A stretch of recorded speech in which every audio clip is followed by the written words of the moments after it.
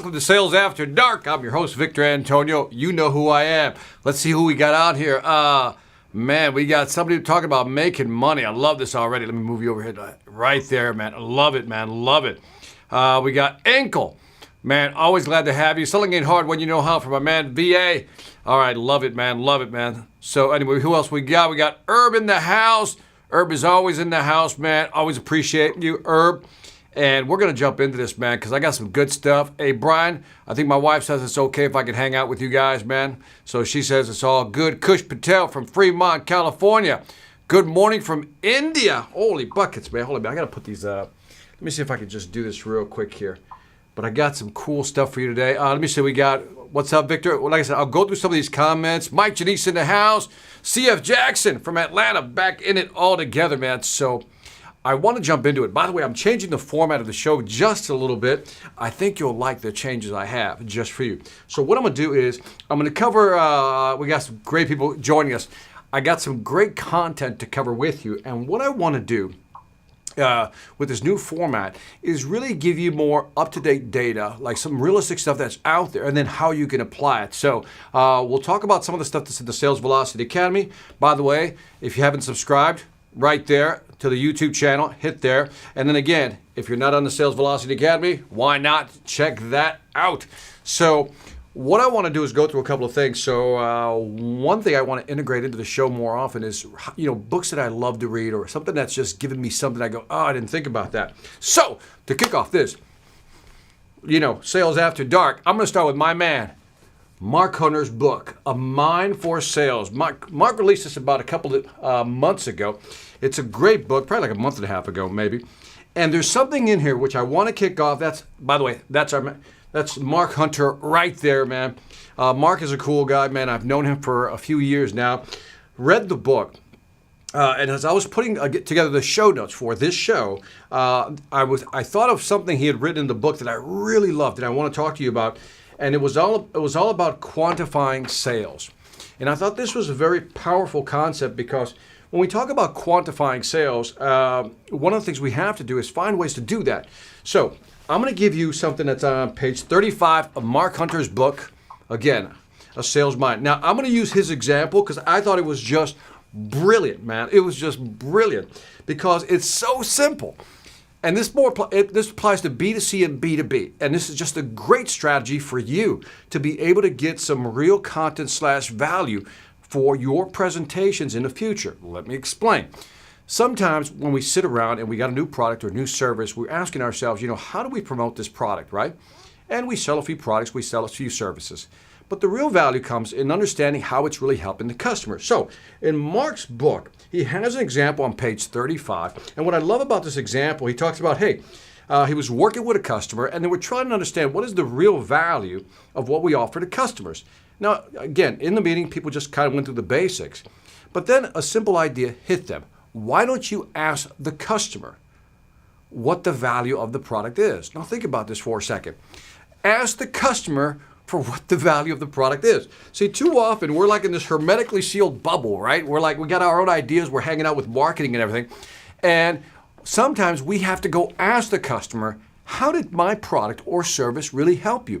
Now think about it. How often have you done that? How often have you actually gone to a customer who you've served and said, tell me how this product or service has helped you? Now, they're going to give you the basics. We love the product. We love the service, right? But if you dig deeper, which is what Mark suggests in the book, digging deeper, going beyond the obvious, you start finding out ways that it rippled down. In other words, the impact of your product was up here. You highlighted some value, which they'll repeat back to you.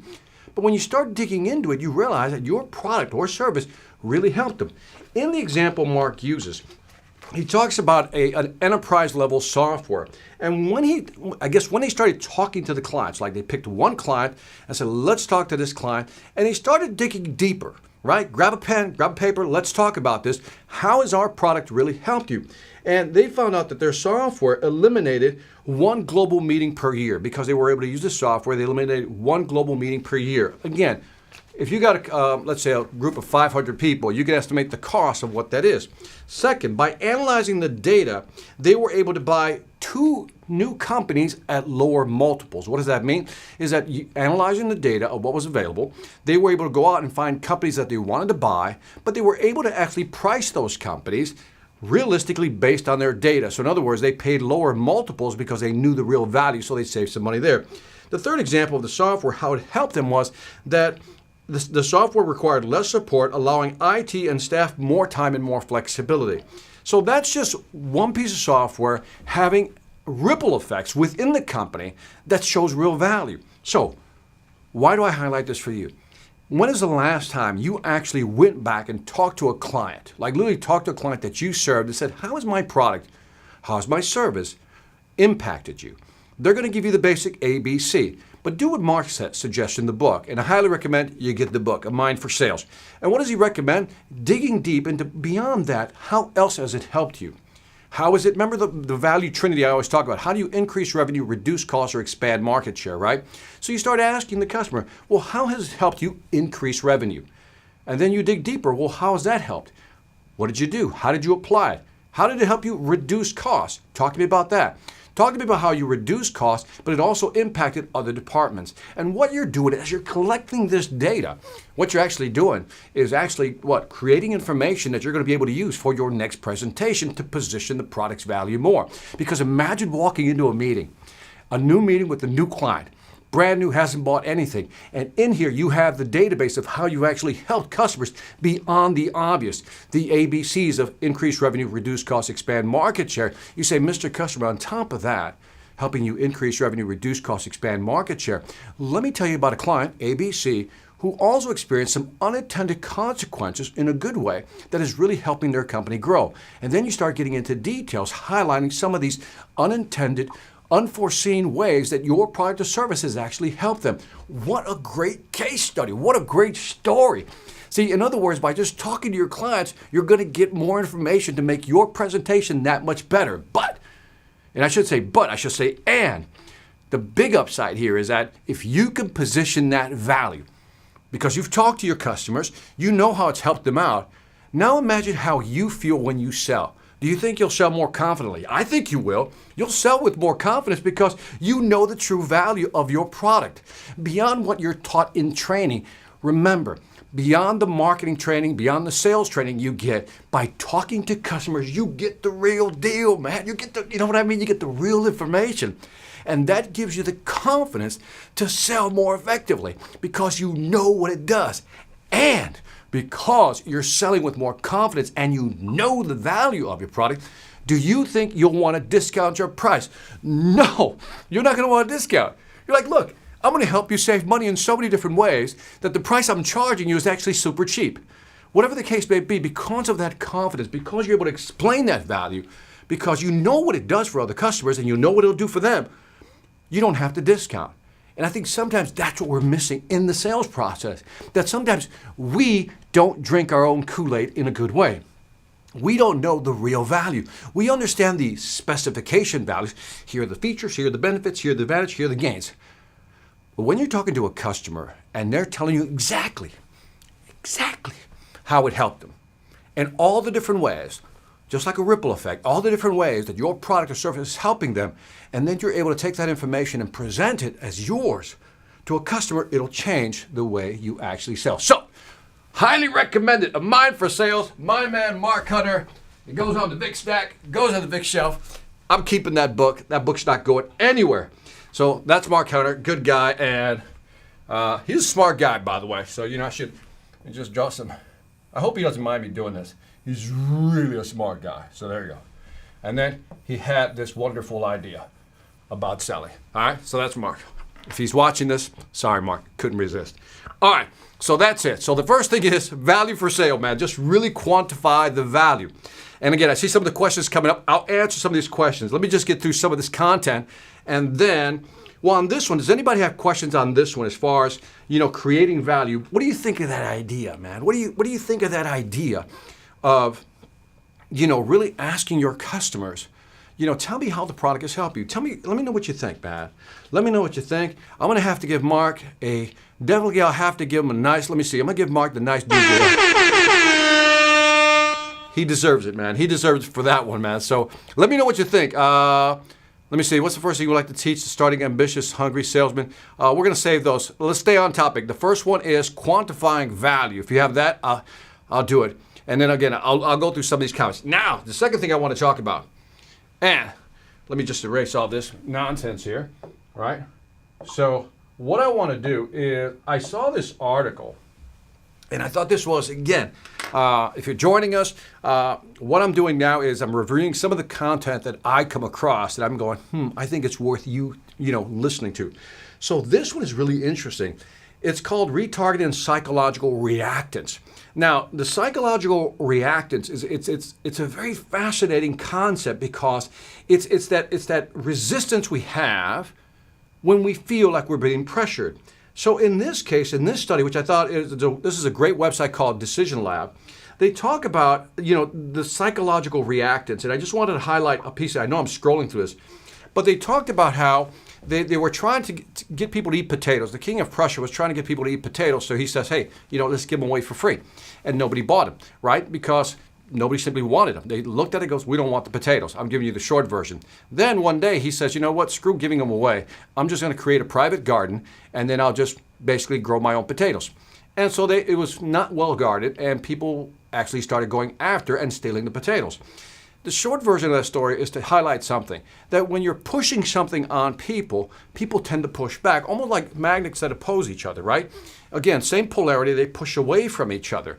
And so sometimes when we push too hard, people back off. Now, there have been many studies on this, but one of the things I love about this article, and by the way, I'm going to post links to these articles because I think they're very fascinating from a psychological standpoint in terms of selling. In this article, it really talked about how, for example, when you got like pop-up ads, and you ever have those, they talk about targeting and dynamic retargeting. Now, targeting is you ever go to a website, and then you go to a website and you're looking at a certain product. I don't know, shoes, right? A specific brand of shoes, right? And then all of a sudden, they know that when you're going to that website, every time you visit the site, they pretty much have your number, so to speak, right? IP address, all those wonderful things, even though they say it's anonymized data. They know who you are, so they pretty much adjust the content on the website to fit your needs. That's called, retargeting. That's really personalizing the experience for you, especially if you come back to the website. Now, when you come back to the website, they know what you've looked at before, so they're going to personalize, customize that website for you. But have you ever had this happen, that you go to different websites, and all of a sudden the ad follows you around? That's called dynamic retargeting. And what was interesting, I wanted to share this with you because they did a study, and what they found is that, according to InSkin Media, is that 55% of customers are totally turned off when they see the ads following them around. 55% are totally turned off. I mean, the good news is 45% are not turned off. But in this article, they talk about when you keep putting pop-ups, when you keep following them, customers tend to want to push back because they feel like you're pushing it on them. And I wanted to highlight that because I think it's very fascinating that you ever go to a website and within like 5 seconds there's a pop-up. What's the first thing you do? You hit it, you click it off because you're irritated. You just got there and are ready to this thing. That's an example of sales reactance. Many years ago, I read, for you guys know I love spin selling. There was a book, there was a follow-up to spin selling. I'm trying to think of the name right now. I can't remember it. I'll put it in the notes later, in the show notes later. And basically what they did is a study on cold calling. And what they found is that, and you're not going to believe this, but I'm going to show you the actual study that was fascinating because what they found is that the average person who was trying to attempt many closes over the phone was actually getting rejected more. In other words, when they were attempting too many closes, what happened was people were pushing back. So what they then did said, well, maybe we should properly train them on cold calling. And so what they then did is they properly trained them on cold calling, and they started using more closes. And guess what happened to their sales? Continued to go down. And what they found is that when we're trying to close somebody, really hard close, especially in this market, it's very difficult and people pull back. Why? Because the market has changed. I was watching a couple of sales trainer videos, right? So when I go on YouTube, just like you guys, I check out other speakers, other trainers, and some are still using the ABC, always be closing, pressure techniques, right? 101 ways to close client. And so what happens is that people just pull back, man. They just like, I'm not buying. I'm not buying because today consumers have the information. Because they have the information, they have the power. Because they have the power, they want to make the decision when they want to buy. Now, people always ask me again, does pressure closing work? Of course it does in certain situations. If it's a short sales cycle with something that's not expensive, it can work. Something that's, if I lost money on that, who cares? But as the deal gets more complex, as the deal gets bigger, it's obviously impossible to do that. If you go into the B2B realm, enterprise level type systems or companies, then it's really impossible because as of, I was reading a study by Gartner that said now the average decision maker involved in any deal is up to 11 people. You can't hard close 11 people. It just doesn't work. So I want you to keep this in mind that sometimes when we're going hard at a customer, they're pulling back, which is sometimes why you'll get the I'll think about it. It's not that they really want to think about it. It's just that you've pushed them so hard into a corner, they've reacted to that and they've pulled back. And I think that right there is the problem. So anyway, I thought it's an interesting paper on targeting, retargeting, and annoying the hell out of your constituents when they come to your website. So anyway, I thought I'd share that one with you. This one I think is just interesting because I get a lot of questions about artificial intelligence, and the question is, will artificial intelligence change, my world? In other words, will it? And so when you're looking at artificial, let me see if I can move this around. Now it won't let me move it around, so I'll have to draw around it. When we look at artificial intelligence, one of the things I love about this article is that it gave you this beautiful grid. Let me just highlight this grid for you. I'm going to zoom in on this bad boy if I can. And I want you to see this grid because I come across these things and I'm just like, this is genius. This is genius. Now, I don't know if you can read it, but it's got 4 quadrants. If you want to find out if you're going to be replaced by AI, here's the answer. Here's the real answer. So what they did is that they have high repetitive tasks, right? If it's highly repetitive or if it's low repetitive. So if it's a highly repetitive task, that means you're doing it over and over and over again. It's ripe to be replaced by AI. If it's not repetitive that often, you're not repeating it that often, there's not likely to get actually replaced. High human interaction versus low human interaction. You can imagine here there's a lot of interaction. Salesperson talking to people, right? Here there's low human interaction, people just going to the website and clicking. So you can imagine that if it's highly repetitive and there's low human interaction, this is the stuff that will get AI'd out. And I thought that was just an interesting concept, that this is the stuff that's going to get AI'd out. And so as you're looking at your job or your task, think about it. You can just figure out what tasks are highly repetitive, right? And those are the ones that stand a chance of getting AI'd. In other words, automated, which is not a bad thing because again, if today we believe the numbers, you're spending 1/3 of your time actually selling. 2/3, you're doing all kinds of other work. Those 2/3 of time that you're doing other work is where AI fits. And that's what they're trying to do right now, is really change how you actually go out to the market and sell. Because the world of selling is just completely changing. And again, I think a lot of people are not getting this, that automation, whether you're using digital management platform, different types of technology stacks, CRMs, all these things are changing how we sell. Now, what's interesting is that you see the impact on the consumer side, like Amazon, people go to Amazon, buy things, the commodity products. But what's really happening is a lot of salespeople are being, I don't want to say replaced, but their job is being altered in how they actually sell in today's market. And so today, if you're not aware of technology, if you don't know how to use a CRM, right? If you don't know how to use automated software for marketing, whatever it may be, you're going to start to fall behind because unless you're using the tools to sell, you're not going to be as productive to keep up with all the changes in the market. So anyway, I thought I'd bring this one up because I get this question a lot about AI. And I think it's always interesting about, people always say, well, Victor, AI is going to take jobs. Well, of course it's going to. Look, there's a guy by the name of Joseph Schumpeter. He was like an economist. I think he was an Austrian economist. He came up with the phrase creative destruction. Creative destruction is when you insert a new technology into the market. You insert a new technology in the market and just basically breaks everything up. In other words, really messes things up for a while. But then, as the economy reassembles itself, it becomes more effective. In other words, more efficient. If you think of the iPhone, I know for some of you, like, I thought the iPhone was around forever. The iPhone was pure creative destruction, a new way of communicating. A little further back, you go to the internet, creative destruction, right? How we communicate, how do we exchange information? With the phone, how do we communicate? Now, next level, AI, different applications of AI. Again, it's going to continue to disrupt everything. And that's the whole thing. We got to learn to be adaptable. Look at Uber. I mean, think about Uber. Uber is like a perfect example of creative destruction. But in a good way, right? Because think about it. In the past, if you can remember, when you had to go get a taxi, what'd you do? You had to go to the corner, see if you could whistle somebody down. Hopefully somebody was in the area. If you were in a bad neighborhood, you were out of luck. Today, I think about it. You got an app that can tell you where the cars are, how much it's going to cost before you get there.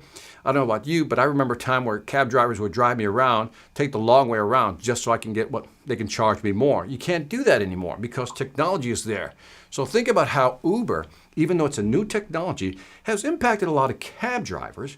So you can make that argument, right? It impacted a lot of cab drivers. And a lot of cab drivers probably lost their jobs, and those medallions, especially in New York, those licensed medallions that used to be worth a lot of money, value has decreased. That's the the bad part, right? But what's the good news? The good news, the consumer wins. The consumer now can get a phone, find a car, in the area, and, get a ride at a reasonable price. So the consumer wins. Yay. Who else wins? Uber drivers, if they're getting paid right. Now they can get a job or do it part-time. Now there's additional sources of income that they can have by driving a car. So there's always pluses and minuses to winning and losing when it comes to new technology. So I love this thing because, again, the article is very fascinating in that it's not trying to take sides about AI. It's just saying it's all about how things are going to change, man. So stay up to date, man. And I thought I'd just share that with you. I think I had some, like Amazon, I think is another example of, do you remember going and you may still go to Barnes & Noble, some of these other bookstores, I can't remember the names anymore, but Barnes & Noble being the most popular one. I think it's been a year almost since I've been to a Barnes & Noble. Why? We can just go up online. How many times did you go to a Barnes & Noble, if you think about it, and actually try to find something? Couldn't find it, right? And you look at Amazon. What I love about Amazon is their AI. Think about it. Every time you go buy a book, they say people who read this also read what? This. Books you probably would never have found, but the machine learning, the intelligence in the system is saying, I think Victor would like this book, so why not do it, man? So I think that's a cool thing to have. So anyway, I thought that was an interesting thing to share with you. This is just an interesting one because I thought, when I looked at this study, people always talk about like first impressions. You know what I mean? First impressions has always fascinated me because, what do you think? Pop this in the actual comment. I want to see this one. In the actual comment, let me know how many seconds do you think it takes to make a first impression, man? Come on, give me your number. How many seconds do you think it takes to make a first impression? And I know you saw the number up here, 27, but what did you think about it was before I showed you that? What did you think it was? Because I'll tell you, I've seen numbers, and they were nowhere near 27. Grand Fire Expert has 4 seconds. Most people had it, 4 or 5. You guys were in the range. And so this one talks about 6 seconds, love a cup of tea, nice picture.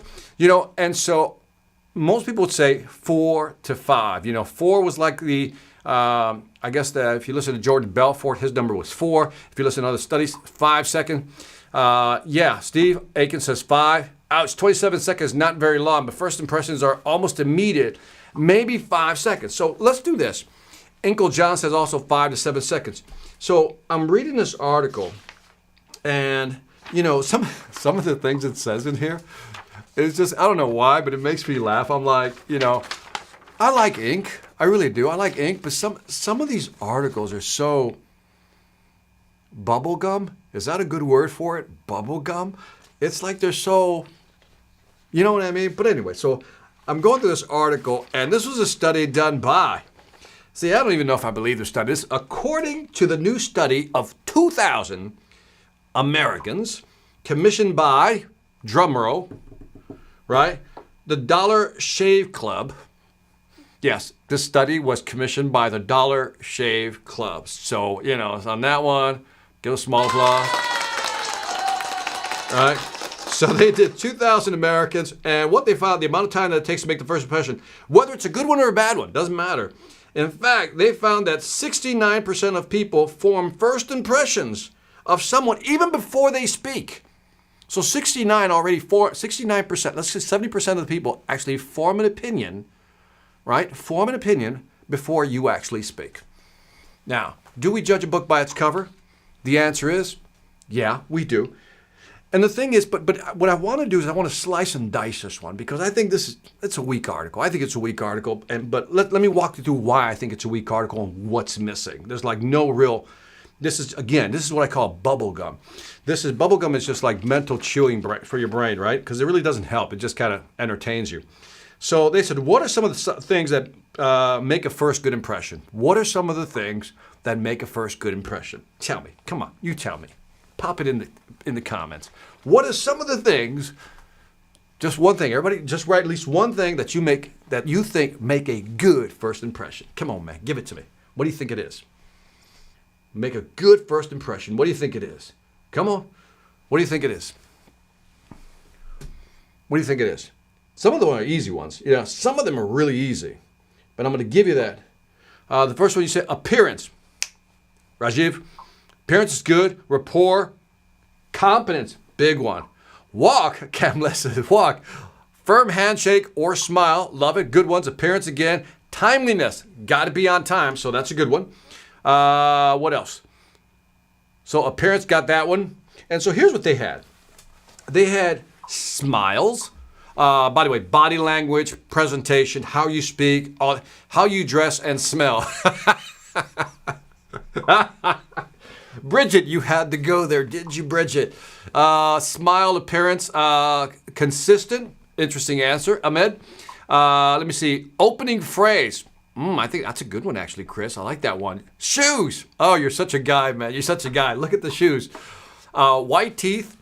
Another important thing, right? The white teeth. I see, when people have like yellow teeth, it just really messes me up. I lose focus sometimes. So I think that's an important one. Shoes, Kanishka. I'm like you. I look at people's shoes all the time. That's something I learned. Is that old school? I think it's old school, right? That you look at somebody's shoes. I always look at shoes. And again, it all depends on the environment. If I'm in a casual place, then, casual shoes are okay. But if it's a formal event, I don't know. I look at suit. By the way, that's my thing with guys. I look at suit because if I see a suit that doesn't fit well, that just says, okay, you didn't spend a lot of money on that suit. I know that's being judgmental, but that's just me. That's just one aspect. So I think we have a constellation of things. So TJ says in the Philippines, it's wearing a suit. So it's a constellation of things. Here's the list they had, and I'm glad you guys had it. Smiles. The person smiles, right? Person's polite. Well-spoken. Now, the well-spoken, I think it's really interesting because I think another way I would say it's how they say, what they say, how they say it, right? Because how you communicate really dictates, how people look at you. Looking directly in their eyes, Brian, I like that. Makes eye contact. Boom, there it is, right? A good listener, like that. And believe it or not, Bridget, this is for you. Smells nice was in there, so that's too funny. Great manners. So yeah, you're right on that, Bridget. Holds conversation well. I think that's cool too, right? And so I think the ones I would have added on this one is somebody who can ask great questions. Because you ever notice that if you really want to engage somebody, build that rapport, as you're saying, redeploy, one of the things you should do is ask questions. Too often we want to talk and try to impress people, but I think asking questions is always powerful. The second one I had down that I would add to the list is show empathy. Like, to me, listening is one thing, but really listening, like asking those second and third level questions. By that, I mean, somebody says something to you like, last week, I didn't get that deal. And you say, well, tell me what happened. And then you go, well, this is what happened. I met with the customer. And then you ask the next level question because they said something. They said, well, based on that, what do you think went wrong? And they'll say a couple of things. How would you change that? What would you do differently on the next one? That to me is really trying to pull the person in and listening to them. And again, if you think about this, and I want you to think about this, tell me if I'm right. Give me a 1 if you think I'm right, 0 if I'm wrong, okay? Here it comes. Have you ever been in a conversation with somebody and it's just pure flow, man? Do you know what I mean? The conversation is just like pure flow. It's like you're just talking and it's almost effortless. It's just like, man, the back and forth is beautiful, right? And then an hour goes by, an hour and a half goes by, 2 hours go by, and it's just a great conversation. Now, here's what's interesting. If there was a third eye looking down on that conversation, the reason you thought it was a great conversation was because you were doing most of the talking. Yeah, would you agree with that? Because when we're talking, for some reason, we have a great conversation and you're speaking to somebody who's a great listener, or you're talking to somebody who's a great listener. Believe it or not, some of these most fluid conversations because the other person is such a great listener. And you walk away from that conversation going, man, I really like talking to Brian. He's really easy to talk to. Well, he's easy to talk to because you were doing most of the talking, which really highlights the fact that listening is a powerful way of building rapport, but also getting people to like you and want to be around you. Now, we've all have the opposite experience where you can't even get a word in because the other person's what? Just talking, which is never a good thing. But, so I'm going to be a little argumentative with this article. I'm going to come up with a new phrase. I'm going to coin a new phrase right now. This is it. You're about to hear this phrase for the first time. Yes, I created a new phrase that I think should be used from this moment on. I don't think first impressions matter. I said it. First impressions don't matter. What does matter, and I'm going to give it a phrase. I'm going to give it a phrase. You tell me if you agree with my phrase. Don't judge me yet. Just hold on. I'm going to call this the final. I'm going to call it the final first impression. That's right. I'm coining this phrase. This is the new phrase I am coining. The final first impression. Made that up. Because as I was reading the article, I said, that doesn't, it's not the first impression, it's the final first impression. Now again, if you agree with me, hit me with a 1. Let me go through the explanation. Because in the final first expression, the thing is, you can meet somebody. We've all had this experience. Now look, you can meet somebody for the first time and you can look at them. Has this ever happened to you? You just meet somebody, and in your head you go, I don't like him, right? I don't like her, right? Something just triggers you, right? You go, I don't like this. A part of your brain goes, I don't like that person. We've all had the experience. That person, somewhere deep down in your memory, somewhere back there in your memory bank, reminds you of somebody that you don't like. And that's why you meet it. You're like, I don't like this person. But then they start talking. And then they keep talking. Then they're exchanging ideas. And then you find out that you have something in common with them. So then this conversation that lasts not 30 seconds, it lasts, let's say, 10 minutes. In that 10 minutes, that person now has made an impression. And that's what I call the final first impression. Because it's not the impression you have going in. I get it. We all have to get a sense of what's going on, right? It's like when you walk into any new place, you go, okay, where's everything at, right? When you meet somebody for the first time, you're like, okay, what are you about, right? But what happens is, as you're having dialogue with this person, 10 minutes later, you're like, you know what? I think I kind of like this person. So I truly believe that there is something about a final first impression. It's not just we just met. Now, if it's a brief meeting and you only got 10 to 20, 30 seconds, well, that's what it is, right? But typically when we meet somebody and we have a little bit of time to talk to them, what we're trying to do is mold that final first impression. And I think, we don't talk about that enough, that it's not just the first 20, 30 seconds. Because eventually, if you keep talking to somebody, you realize, okay, this person knows. Have you ever met somebody who's really shy? Like, doesn't want to say anything. You first meet them, you're like, man, that person doesn't talk for anything. But then you get into a one-on-one conversation with them and they just can't shut up. And then you realize how much they know. I was watching an interview. I was going down, you ever go down a YouTube rabbit hole? Do you know what I'm talking about, a YouTube rabbit hole? A YouTube rabbit hole is you start clicking on links and you wind up on a topic you never even intended to actually be in. And so I got to this topic about cybernetics, yeah, long story. Maybe it's another live stream. But I went down this rabbit hole of cybernetics. And in the cybernetics piece, there was this guy, and the first couple of minutes just irritating. His style of interview was just irritating. But I really wanted to actually, hear the guy he was interviewing. And then as the interview went on, I realized that this guy was just nervous at the beginning, which is why his questions were irritating. And as it moved on, it was like, oh, this guy's asking some deep questions. I felt my brain, like I went from, this guy's irritating to, man, this guy knows a lot. And that, again, hit me that was my final first impression of that guy. And so I want you to think about it. That's what we're trying to do, leave a final first impression. And I think, like anything else, it's like I had a little chart here, like it'll go up, right? And by the way, it can go left or right. And I'm not saying all first impressions end more positively.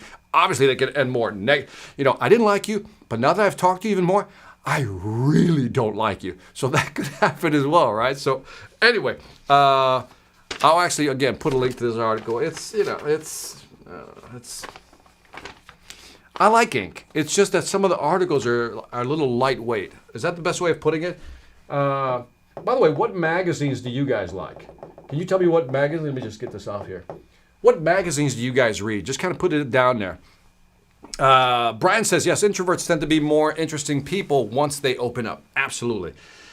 And I love that, right? Once you get people to talk, all of a sudden you have a different impression of who they are. So, I love that. All right, I want to end with this last article here. This is from my man, Jeb Blunt, because I want to end on a positive note. And this is how to bounce back after getting rejected. And again, when I'm looking at some of these articles, I'm like, what can I pull on this? And what I thought was interesting about Jeb's article is, we all have to deal with rejection. We all have to deal with rejection. The question is, how do you deal with it? And so he has, towards the bottom here, he has like 3 ways to actually. And I said, I like these three ideas he has. Three strategies, and I'll zoom in, maybe you can see it here. 3 strategies. Boom, there it is. 3 strategies for bouncing back after getting rejected. The first one was harness your anger. I was like, what? Harness your anger, which is like, basically harness your hate fire. Do you know what I mean? What your hate fire is? And but when you get angry, tell me if you know what I'm talking about. A good hate fire. A good hate fire is something that just makes you just, you know what? I'm gonna figure this out, right? So I remember as I was building my studio here, I had so many missteps, and I was getting mad, and I was getting some serious hate fire because I'm gonna figure this out. I'm gonna figure this out. And I think what I love about his first strategy, he says harness anger. I'm like, harness your hate fire. That hate fire is like, you know what? Somebody's gonna buy. Somebody's gonna pick it up. Somebody's gonna pick up the phone. I'm gonna sell. And I love that mindset. The second one was, which I thought was interesting, was develop a bounce back routine. That's interesting, right? Develop a bounce back routine, like something that puts you in a positive mind frame. Let's say you've been banging at the phones for an hour, right? You're getting voicemails, and if you're getting any connections, they're not wanting to talk to you, whatever it may be. What's your get back into the game? What's your bounce back routine? Share that with me or share with everybody else, because I think that's really cool. That, the whole bounce back concept, I love that. Because for me, it's usually walking, right? Listening to another podcast or something. I love different podcasts. What is your bounce back routine? Because I think that's a powerful one. And then the last one, I think it's really important, and because sometimes I think we forget this, and that is, can we put rejection in perspective? He says he has a card called next. We all say that, right? Next, right? If somebody doesn't buy, you just go on to the next. And it's how do you get yourself out of that? What's your way of putting, some perspective on it? So when somebody rejects you, you've heard the phrase, they're not rejecting you, they're rejecting something else. And that's cool. They're rejecting something else, that's fine. But don't take it personally. And I think, I've met some great cold callers in my life, and they really don't take it personally. And because, again, think about it. Even if somebody just hangs up the phone on you, they're not going to think about you. They're going to move on with their lives. So why don't you? So I think if we don't take it personally, I think we're good.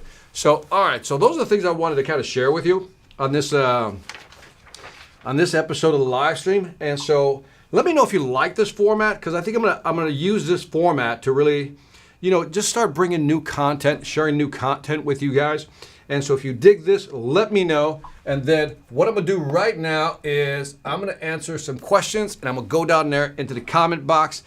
And as always, man, I appreciate you guys hanging out with me. So that's always very, very cool. So let me get my glasses, man. When you get as old as I am, it's hard to bounce back.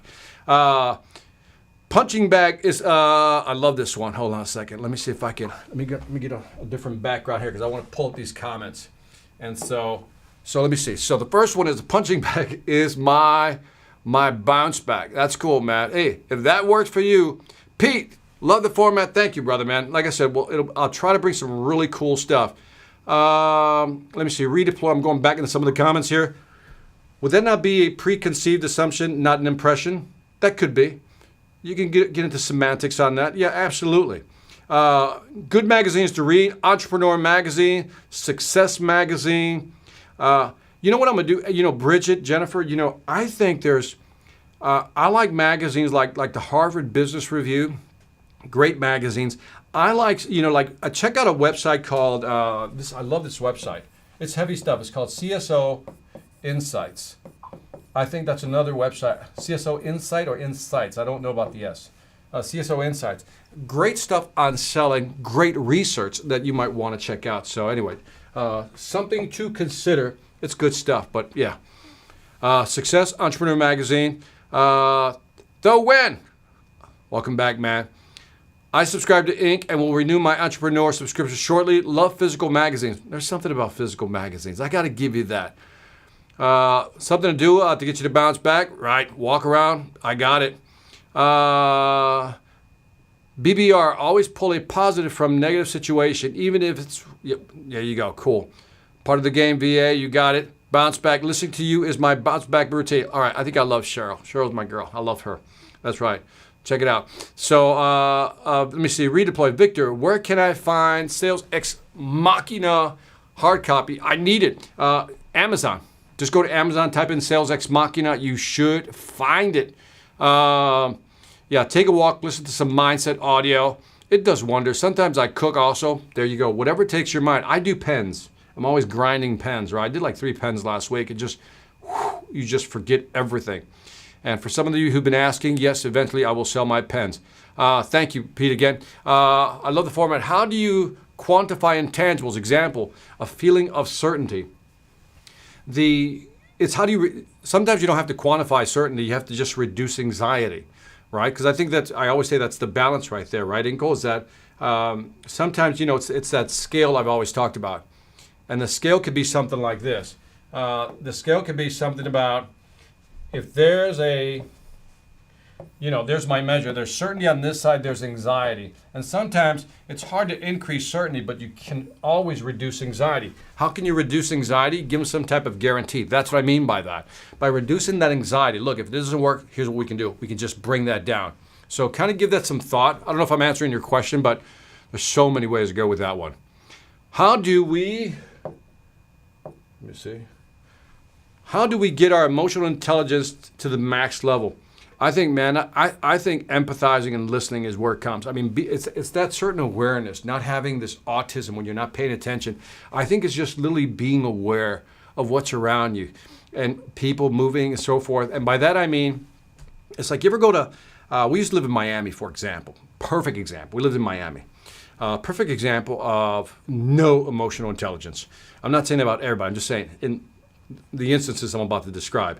And so I remember in Miami, I would do this. I would open a door for people. Like we're going in. I would open a door for somebody and they'd just walk right through it. And I'm like, and at first I thought it was just like an anomaly. But that kept happening over and over again. And what happened is these people are so in their bubble. They're so in their bubble. They're so focused on what they want that they're not even paying attention to what they just did. I don't think they're bad people. They're just, that's again, that sort of autism they have, that sort of focus. Emotional intelligence, being able to kind of pause and say, thank you very much, and then when the person walks in, you let them get in front of you because they held the door for you. So I think it's little things like that. It's just being aware. Mindfulness is big when it comes to tying it into emotional intelligence. Listen to you and bounce on my yoga ball. Love it, Jennifer. Great combination. Stay healthy.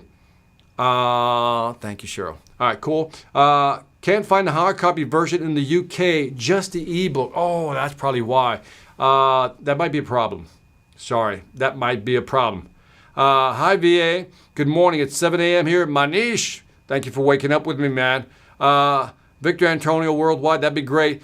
Do you feel making a friend is necessary for B2C sales? I don't know if you want to make a friend.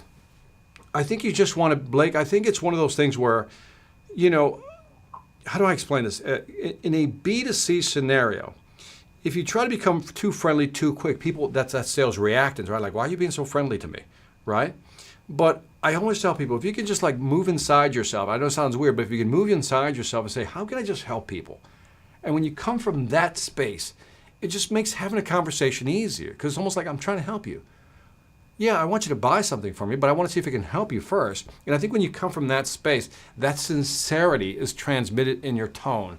So maybe instead of trying to be somebody's friend, why don't you just try to transmit that maybe I have something that could help you, right? And it's all tone, voice, and what you say and how you say it. So Miami, where we talk very, very fast, and in Georgia, we slow down. You're too funny. You've been watching my stuff too much. Hard copy versus ebooks. Build trust, not friendship in B2C. I think that's it, Steve. Better way of saying it. Thank you very much. I appreciate that. For that, Steve, dude, you're going to get the DJ horn. That's it. Because, again, and what is trust? Again, my definition of trust is two parts, right? One is take their point of view, understand them. And the second part is have their best interest in mind. So if I can take your point of view and have your best interest in mind, that to me is the way you build great trust. So I love it, man. Let me see. Jing Yi, man. Thank you, man, for hanging out, man. I really appreciate that. Again, let me know if you guys like the format. By the way, don't forget to hit the like if you like this stuff. And again, share it with one other person in this live stream. Rod, you're too funny, man. If you want a friend, buy a dog. That's so hard, Rod. Why you gotta be so hard, Rod? So anyway, what do you recommend for getting rid of the negative thoughts about being able to succeed? Years ago, I forgot, what was the name of the book I was reading? I think there's a book called, Kim, Learned Optimism. It's by, what's his name? Dr. Martin Seligman, Learned Optimism. But in there was something that was really interesting. So, by the way, I'm thinking of something else here I want to recommend to you. So, one is the Learned Optimism is a good book, and his whole thing was that if you have a negative thought, you should always challenge your thought. Like, I'm not good at technology. And then you immediately challenge yourself. Yeah, but I know how to use a phone, and that's a piece of technology. So that's one way. The one book that I read, I haven't done a review on it, but Kim, if you believe me, you'll go out and get this book. It's called Positive Intelligence. Positive Intelligence. That book has impacted me. I can't think of in the last maybe 3 to 5 years any book that's quote unquote motivational, which it really isn't. That has impacted me. And so positive intelligence it's how you're aware of all these voices in your head. And step number one is you label the voices, and the book helps you label these voices. The biggest one is the judge. The judge is a voice in your head that's always judging, not only judging others, but it judges you. That's the one that criticizes you all the time. And by being aware of these voices in your head, the different types, I think you had like 9 different voices in your head. And as I'm reading this, when I first read it, I was like, that sounds like a dumb concept. But it's pretty much, very effective. If you remember years ago, about 30 years ago, maybe I'm going back too far, there was a book called Taming Your Gremlin. Taming Your Gremlin. This is like an updated version of that. But it really talks about the voices in your head. I highly recommend it, Kim. And then after you read it, let me know what you think. I love to hear what you think. Hey, Victor, in one of the podcasts, you mentioned 18 contacts with customers before he or she buys. Sounds like a loot. What time frame are we talking here? So, I mean, that's a general, right? Every time I read a study, Rod, it's always different, right? Because I think last week or 2 weeks ago, I was highlighting a study by Vanilla Soft, which is a great company, and they talked about how in the insurance business, just insurance business, it was like 18 touches. That's probably the one you're talking about. That was the insurance business. But they said the sweet spot was in I think it was like 9 to 14, somewhere in there.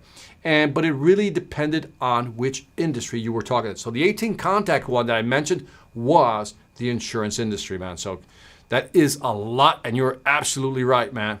Listening and asking questions is very important in the sales process. This shows clients that you care. Boom. Ahmed, nothing else to say. My man, Jared, Trinidad Tobago. By the way, look this guy up on Instagram. You'll probably find him on LinkedIn, obviously. But check him out. He's got some great content on sales and sales training. Check Jared out. He's awesome.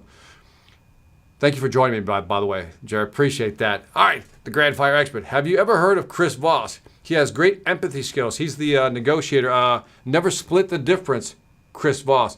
Great book. Never Split the Difference. Great book, especially on negotiation strategies. I mean, it's a great book. Came in late, but I really love what I'm learning thus far. Leah Padler, where you from? Let us know where you're from. But thank you for joining us. Appreciate that. All right, let me see. Jared has a question. He said, Victor, what do you recommend I do if the prospect doesn't seem interested? You know, there's a need for the service you provide, but none of my messages or engagement seems to have an impact. What do I do if the prospect doesn't seem interested? So, all right, so let me qualify this one, Jared, before I can answer it. So I don't know if this is a one-on-one conversation you're having with the guy or you're trying to get him on the phone to pull him in. So let's say it's a one-on-one conversation. And the first thing I would do, like in all business, and you know this already, is that I need to understand what their pain points are, right? And if I can hit those pain points, I know I can actually try to gain some interest. If you're doing it via email or trying to get somebody on the phone, you know that's going to take multiple touches. So there's a need for the service you provide, but none of my message or engagement seems to have an impact. And so if they don't have an impact, it could be one of two things. One is you're talking to the wrong person, which I don't think you would be. You would talk to the right person. Two is what we talked about in past podcasts and live streams. So let me just give you the visual that I give everybody, and then you tell me, Jared, we can talk about this. I always give people the iceberg. Let me just use blue because it's more appropriate. The iceberg analogy, you know it's 10% up here, 90% you don't see. And so what happens is we sell the features, the benefits, the advantages in the game. We sell that up there. This is where we typically sell. We talk about what we can do, how it'll benefit them, what's the advantage in the market, and how they can actually profit from that. And that's great. What we don't talk about is this 90% where all the resistance is at. That's where the resistance is at, is what changes do I have to make to actually implement your solution? So in other words, do I have to get it approved? Do I have to go talk to my boss? Do I have to get a budget? If I do the product, do I have to train people? Do I have to retrain people? If I'm doing sales training, now we have to change over to a new system. So how do we do that? I got to get the vice president of sales on board. Now he's got to bring in his whole team, so I got to retrain all these people. And it maybe have nothing to do with your product. It has everything to do with all the resistance underneath the waterline, so to speak, of what they're going to have to do and all the effort. So this falls under just pure effort. And sometimes it's the effort that's holding them back. It has nothing to do with what you're selling. Everything you're probably saying is correct. All the value, everything up here, bang, you got it. But then, how do you reduce this resistance, right? How do you make this almost effortless for them to want to switch over? And if you can give them some type of blueprint, then I think you'll have a better chance of success. Let me know what you think of that. Love to talk to you about it, man, one-on-one, man. We'll love to talk to you. All right, love a cup of tea. Can you give some advice on social media advertising, Facebook and LinkedIn? I use these platforms, but get zero leads. I use a lot of Google ads right now. So my biggest marketing platform is YouTube, which is why I do live streams and I do a lot of videos. And so I get a lot of traffic from that to my website. From my website, I get requests. That's how it works for me. So I know friends who use Facebook and are having success. I know some that are not doing so well. And I really think it has a lot to do with, one, what product are you selling and what messaging. And then, they're doing a lot of split testing, reviewing analytics. And you got to be in it for the long haul. And you got to be consistent about your marketing. We use Google Ads, and we've played with different headlines, and that we kind of figured out what the sweet spot is. And we can tell by the amount of traffic that goes to our website and how many people sign up for the Sales Velocity Academy, which is one of the things we promote, and the coaching program. So each one has its own. What I would do if I were you, I'd pick one and just start there and just try to figure that one out. So if I'm doing B2B, I'm going to be on LinkedIn. If I'm doing more B2C, I'll probably be on Facebook, just working those. Maybe even Instagram, Brian, Smart Call book from last week had some excellent insights on negativity. Yeah, that's a great book. Art Sobchak did a great job on that book. If you don't know what we're talking about, go to the last live stream where I talked about a book called Smart Calling by Art Sobchak. Good dude. Great scripts, by the way. Did you like the scripts on there, Brian? Let me know what you think. In B2B, if decision makers are just stretching up the conversation instead of concluding it, how to deal with this to close it. if in B2B, if a decision maker are just stretching out the conversation instead of concluding it, how do you deal with this close? Well, Manish, that's a good question. Well, how are they stretching it out? Are they stretching it out in a good way or a bad way, right? One of the, I don't know who keeps asking me about Jordan Belfort and his straight line method, right? And so I'm going to answer your question, but I'm going to answer it using Jordan Belfort's straight line method, which I think is interesting. It's really outcome-based selling, but it's the same thing. So Jordan Belfort says you start at point A, and you want to be at point B. This is what you want. That's the outcome you want. So it's really outcome-based selling he's talking about. So here's where you're starting the sales conversation. And there's a lot of process, gathering information, asking questions, building rapport, all that stuff to try to close the sale. Now, what was interesting about Belfort's little straight line model is that he says there's boundaries of a conversation. And I thought this was a great visual. I thought this was a brilliant visual he had. And he says, this is your conversation line. And then sometimes they want to take you off. So that could be in a positive direction. So I'm going to add this. Belfort doesn't have this. I'll just put that's negative positive. What I would add to the model is this. So if it's taking me in a positive direction, that's great. But I want to stay within the boundaries where we're talking about what we currently have to sell. But I'm also pushing them back towards the line of the actual conversation I have in mind. If they're going negative, my job is to what? Bring them back to the line. That's what I loved about that. This is visual straight line model. So if the conversation is going positive, let it go, but always keep it within a certain boundary. In other words, let's not go too far into dreaming about what we can have. If they're going too negative, you got to pull them back. But what I like about Belfort's, which is what everybody says really, is that you got to learn how to control that conversation. And I think maybe that's part of it. Don't be afraid to control the conversation. So if the customer is going off tangent, you keep bringing them back. So for example, I'm talking about sales training, right? I'm just talking about training their team. And he talks about, let's say, a new software platform that he has, right? New software platform that he has, right?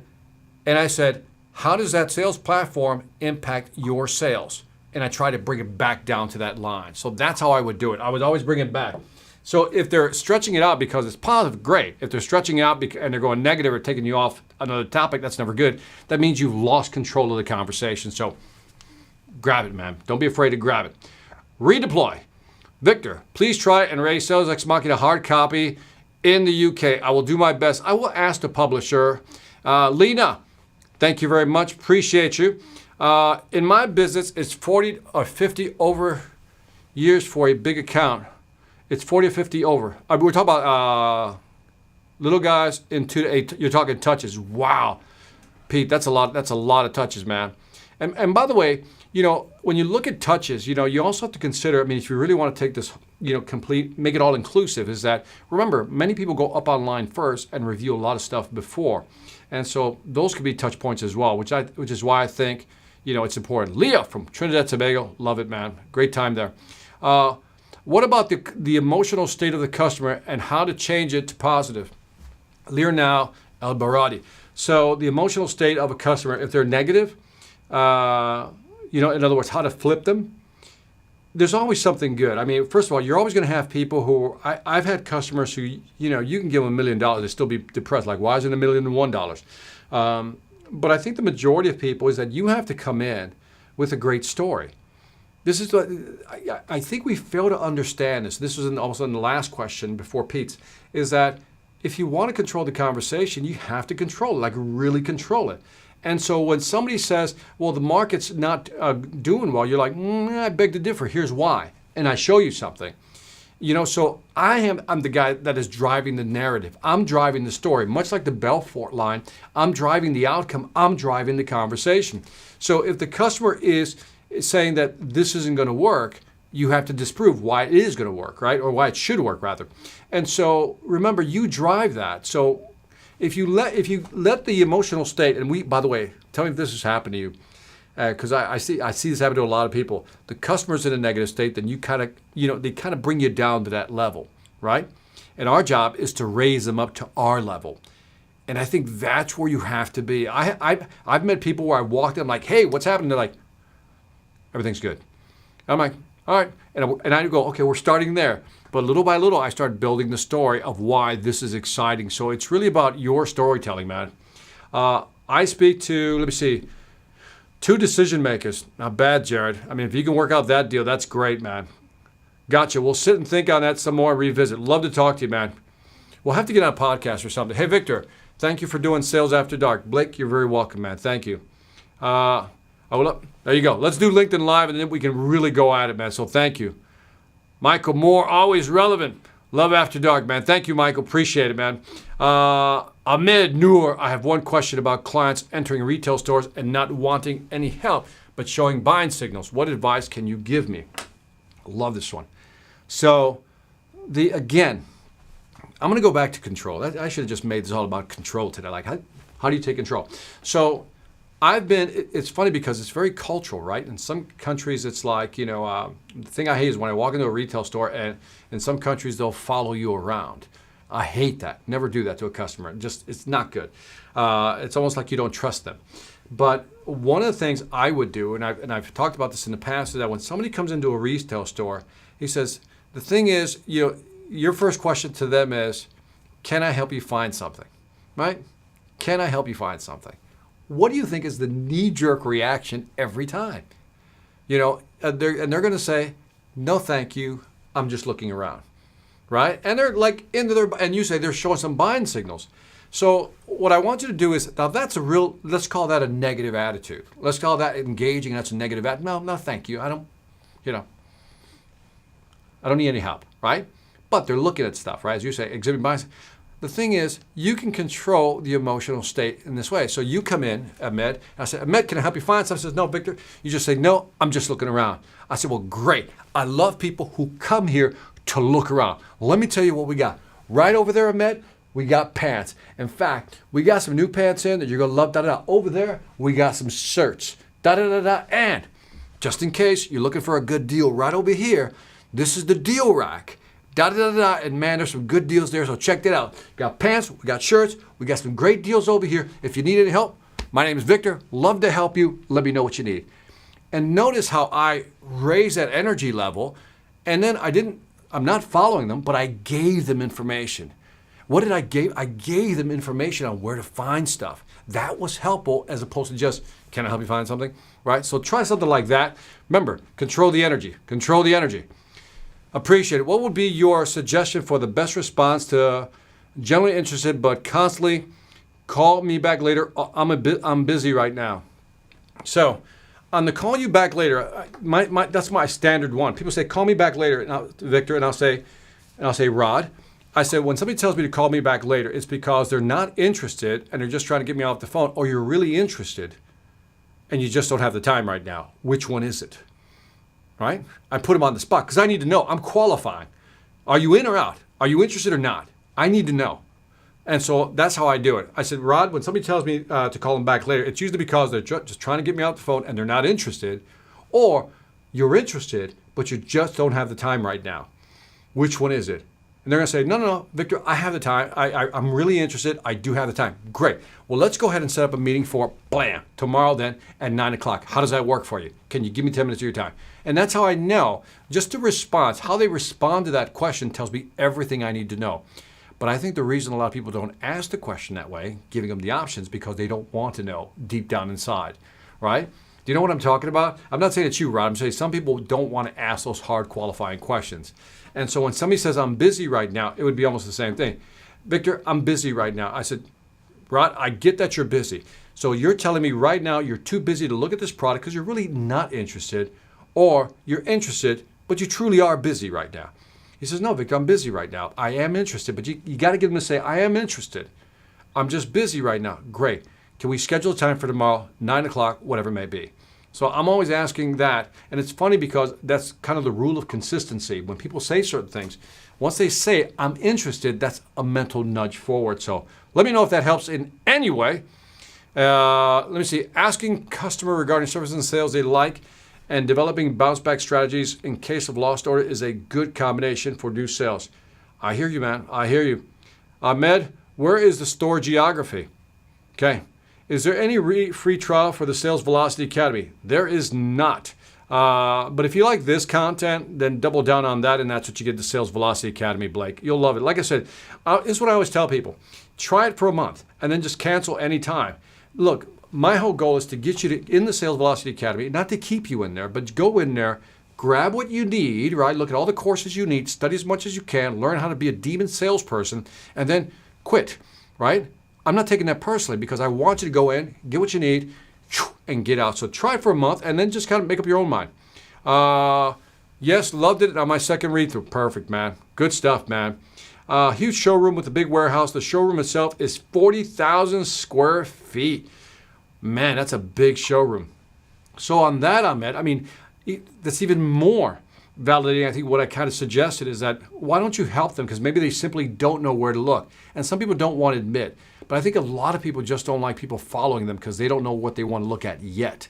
So anyway, I would find some opening line that gives them information as they're walking in. So instead of saying, can I help you find something? Again, give them some information. And people say, okay, he's giving me stuff. So I like that. Sales After Dark, if anything but Sales After Dark. Love the format and interaction. Another great show. Thank you very much. Ahmed, City, State, and Country. Winnipeg, Manitoba. You guys having your own conversation. Love it. Use alternative choice greeting. Beautiful. Have your conversation. Do you have any experience and advice for someone interested in getting into M&As and buying businesses and where to start? I do not, Rod. That is a whole endeavor by itself. I've been part of both. I've been on the acquisition and the merger side, and it is an interesting business, man. So I'm going to start wrapping up here. How do you create a model in your mind before any conversation? I have internal dialogues of what I think people might say. This is why if you can find somebody to role play, right? So I don't have a model per se. The only model I have in my head is like I know where I want to go, the A to B. And from there, I develop the actual dialogue. So anyway, I'm going to end on that one. So again, my final thoughts for you guys is, again, I went through a couple of things. Bouncing back on rejection was one. Remember, it's not first impression. It's the final first impression. Find ways to ask your clients about value. We talked about that as well. And again, as you're looking at selling and becoming more effective at selling, let me get rid of this real quick.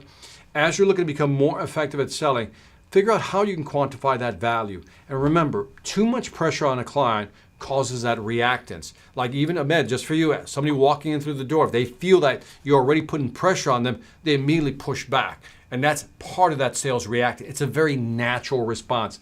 So again, thank you for joining me on this Sales After Dark. If you like it, again, hit the like. And as always, share it with at least one other person. That would make my night.